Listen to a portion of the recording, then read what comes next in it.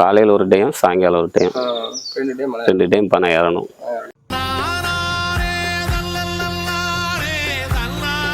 5 வருஷமாக பண்ணிக்கிட்டு இருக்கேன்.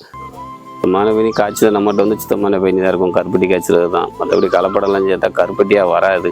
அதனால் நம்மகிட்ட சுத்தமான பேனி இருக்கும். இருக்காங்கன்னா அதுக்கு தகுந்த பொருள் வச்சு விற்பாங்க. ஆமாம், நம்ம பயணி 12 மணியே அதிகம். இந்த சுத்தமான பயணினா 12 மணியே அதிகம்.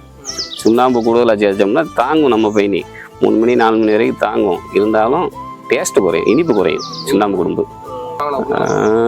நம்ம கருப்பட்டி வந்து அப்படி அமைக்க பேக்கில் நைஸாக இருக்கும். சீனி சேர்த்துருந்தாங்கன்னா ரஃப்பாக இருக்கும். சீனி வந்து ரஃப்பான பொருளாக கொஞ்சம் ரஃப்பாக இருக்கும். அதுதான் காரணம், வேறு ஒன்றும் கிடையாது. இனிப்பெல்லாம் அது இனிப்பு வந்து சீனியில் அதிகமாக இருக்கும். இது வந்து இனிப்பு கம்மியாக தெரியும். ஆனால் அமுக்கு இப்படி நசுக்கும் போதே தெரியும். நம்ம கருப்பட்டி வந்து நெறியும், அது வந்து நெறியாது. மக்களே, உங்களுக்கு முடிஞ்ச அளவுக்கு நல்ல கருப்பட்டி வேணும்னா பயணி காய்ச்சல் கூட நேரடியாக போய் வாங்கிங்க. நிலத்தில் பண்ணுறது மட்டும் விவசாயம் இல்லை, பனையில் பண்ணுறது விவசாயம் தான். இது பனை விவசாயம்.